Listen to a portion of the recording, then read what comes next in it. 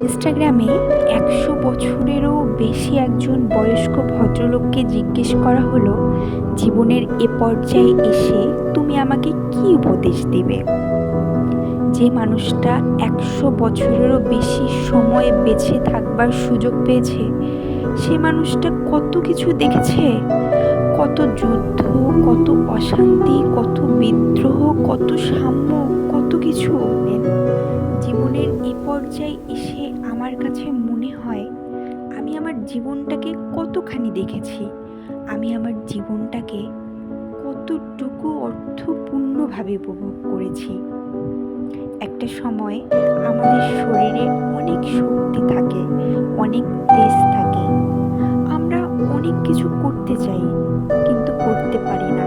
হয়তোবা সামর্থ্য থাকে না, নয়তো ম্যাচিউরিটি থাকে না, বা উপভোগ করবার ওই শিক্ষাটা আমাদের মাঝে থাকে না। আপনি যত চ্যালেঞ্জ নিতে চান, যত উত্থান পতন দেখতে চান, যত কিছু এক্সপেরিয়েন্স করতে চান, আপনার কমফোর্ট জোন থেকে বেরিয়ে আসতে চান, সেটা অল্প বয়সেই হওয়া ভালো। তাহলে আপনি আপনার জীবনটাকে ডিফারেন্ট ডাইমেনশন থেকে দেখতে পারবেন। ভদ্রলোকের কথা শুনে আমার যেটা মনে হয়েছে, বিশেষ করে আমরা আমাদের সমাজের লোকে কি বলবে, এই লোকে কি বলবে, মানুষ কি বলবে, এই কারণে আমরা আমাদের জীবনে থেমে যাই। আমরা অনেক কিছু থেকে নিজেকে বঞ্চিত করি, কিন্তু বিশ্বাস করেন, আপনাকে নিয়ে ভাবার সময় নেই। মানুষ আপনাকে নিয়ে কখন ভাবে জানেন?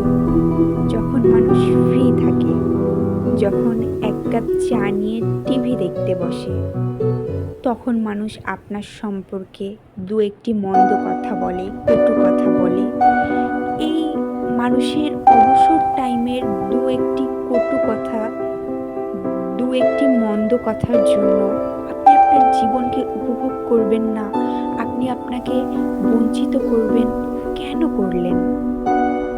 একটা সময় এই মানুষগুলো আপনার জীবনে থাকবে না, সবাই নিজেকে নিয়ে ব্যস্ত হয়ে যাবে।